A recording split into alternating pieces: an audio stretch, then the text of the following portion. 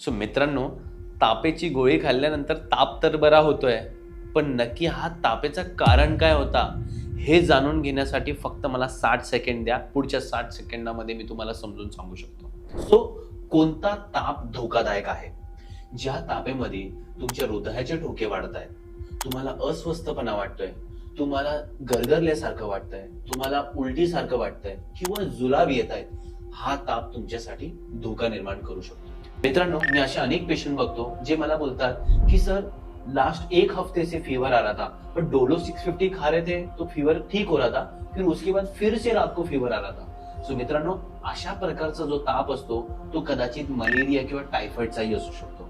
So या टायमाला तुम्हाला वेळ न वाया घालवता डॉक्टरांचा सल्ला घेणं, योग्य त्या रक्त तपासण्या करणं खूप गरजेचं असतं. काही तापेमध्ये तुम्हाला थंडी लागून ताप येते, तो कदाचित ताप लघवी इन्फेक्शनचा किंवा मलेरियाचा पण असू शकतो, त्यामध्येही असं दिसतं.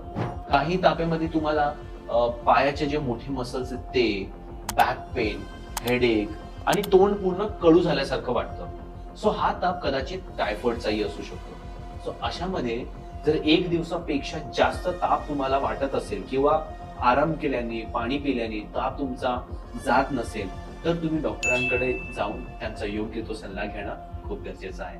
म्हणून डॉक्टरांचा सल्ला घ्या आणि निरोगी राहा. धन्यवाद.